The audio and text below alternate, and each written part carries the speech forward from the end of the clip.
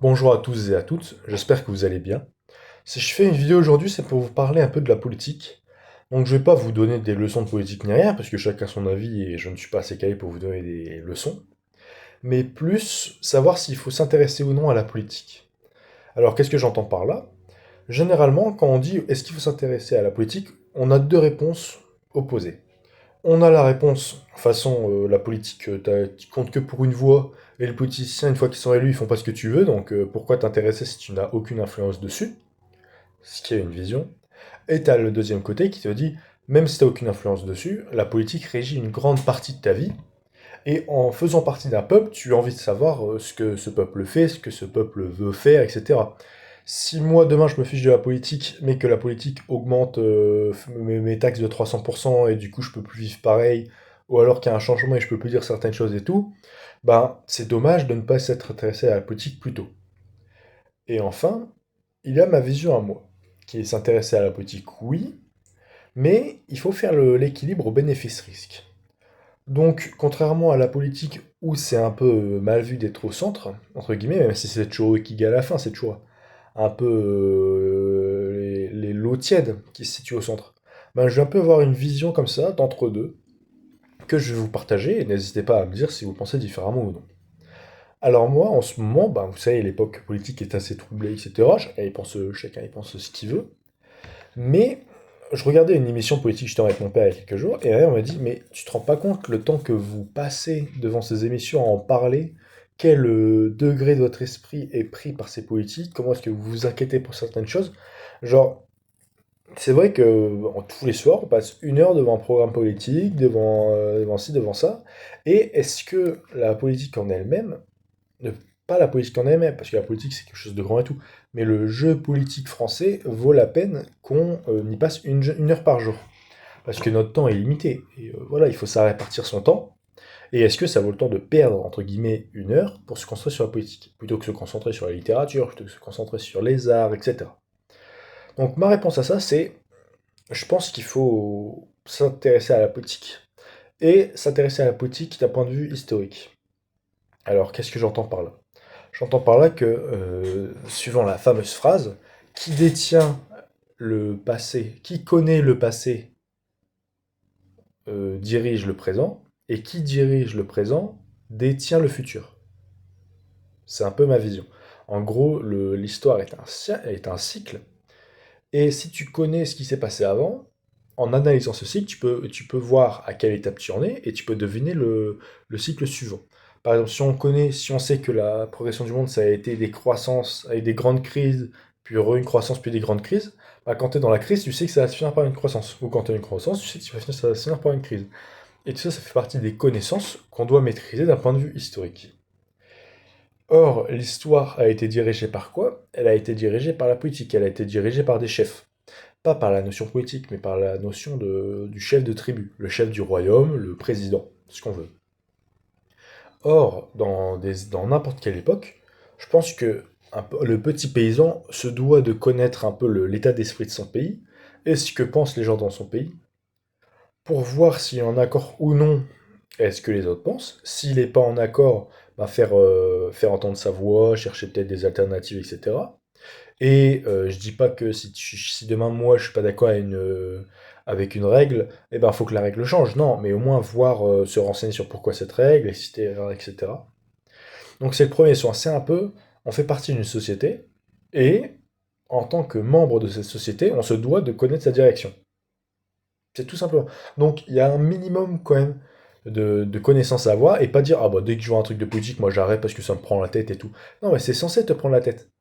Parce que ben déjà, c'est ce que va suivre ton pays, c'est ce que tu vas suivre dans une certaine mesure, c'est à quoi tu vas contribuer.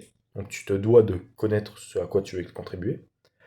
Le deuxième point important, c'est aussi, ouais, ça donne mal à la tête. Mais justement, la politique, c'est un des rares terrains qui n'est pas encore monopolisé. Par exemple, demain, je veux acheter de l'essence, et ben il n'y a qu'un seul fournisseur d'essence. Demain, je veux acheter des maisons, et ben le prix du marché est monopolisé. Et enfin, ça répond à une seule norme. Alors que la politique, ça a cette vision où ça répond à la norme de la politicienne, c'est-à-dire tu dis que des banalités et tu ne dis jamais ce que tu penses pour te faire élire jusqu'à ce que tu sois élu. Mais les visions du monde sont différentes. Et c'est ces visions du monde qui sont intéressantes de comprendre pour se mettre dans une notion d'adversité, en fait. Si moi, demain, j'ai une vision tranchée sur certains sujets, je connais d'autres personnes qui ont des visions opposées sur les mêmes sujets, et c'est très intéressant de débattre, d'écouter un peu la façon d'évoluer, de penser de l'autre, etc. Et ça nous permet de grandir. Parce qu'en fait, si demain on se coupe de la politique, qu'est-ce qui nous reste? Il nous reste la bourse qui obéit toujours plus ou moins aux mêmes règles. Il y a pas de plusieurs visions de la bourse, il n'y en a qu'une seule qui est universelle. La vision de la nourriture, c'est une seule vision universelle de la nourriture. La vision de la mode, c'est une vision. Chacun a sa petite notion de la mode, mais c'est comme si je vous dis ouais, le marchand de glace, t'as 50 parfums différents, tu peux choisir tes 50 parfums. Oui, mais le fournisseur de tous les parfums de glace, c'est la même entreprise. Donc, si vous voulez, c'est une liberté limitée. Alors là, en politique, on a vraiment des bases qui sont différentes. Et s'intéresser à ça, ça permet d'acérer notre esprit critique et de s'opposer, de sortir de sa zone de confort et de s'améliorer. Parce que si on reste dans tout ce qu'on connaît et dans tout ce qui est déjà si on sort pas de sa zone de confort, on peut pas s'améliorer, assez simplement. Donc c'est le deuxième point pour lequel, d'après moi, il faut s'inspirer à la politique. Le premier point, c'est savoir dans quel état tu te situes, dans quelle vision du monde, à quelle vision du monde est-ce que tu contribues. Le deuxième, c'est bien parce que du coup, tu discutes, tu mélanges tes idées et tu t'intéresses à ça. Et le troisième point, c'est un peu cette notion de... Comment dire? Cette notion globale. Aujourd'hui, chacun vit pour soi, chacun vit pour sa pomme, etc. C'est Startup Nation. En gros, il faut que mon entreprise, ma société, donc moi-même, hein, quand je parle d'entreprise de société, je ne parle pas vraiment de société, mais en tant que salarié, l'être humain représente, on voit notre nous comme une société, qu'il faut qu'elle évolue, il faut qu'elle ait plus de place, etc. Alors que, d'un point de vue politique, on pense à l'échelle de la nation. Et si vous suivez mes autres vidéos, j'ai fait une vidéo sur pourquoi est-ce que pour moi les nations allaient disparaître. Parce que ce côté français, fier d'être français, disparaît au profit de faire de l'argent, faire de l'argent. Genre, aujourd'hui, personne n'irait mourir pour une notion comme la France. Si, heureusement, on a encore des héros qui vont mourir et j'en suis fier. Et à mon avis, si on pose la question, j'irai aussi mourir. Mais la majorité, aujourd'hui, tu leur dis tu vas mourir pour la France, enfin, ben non, en fait, je vais me barrer en Suisse. Et alors, est-ce que tu vas te crever pour faire de l'argent? Oui. Là, ça les tente beaucoup plus. Donc, sortir un peu de cette vision individuelle pour entrer dans la vision politique, qui est définir un avenir commun pour tout le monde. Ne pas penser qu'à soi, mais penser au bien-être commun. Et donc, une fois que je vous ai dit ça, vous allez peut-être vous intéresser à la politique et vous allez vous rendre compte de la douille que c'est. Mais on n'est pas là pour critiquer la politique, parce que la politique en elle-même, c'est très bien, c'est une direction. Bah, regarde, il n'y a qu'à voir, moi, quand l'endroit où je travaille, quand on n'a plus de cadre, quand on n'a plus de chef, ben, qu'est-ce qu'on fait des dossiers qui sont en attente, quel est sur quoi est-ce qu'on va se concentrer, sur quelle notion on va avancer. On a besoin de chef. Et c'est important d'avoir un chef. L'homme est un animal social. Et pour éviter que chacun parte dans son coin et qu'on se tire mettre des bâtons dans les roues, il faut une direction globale, décidée par un chef.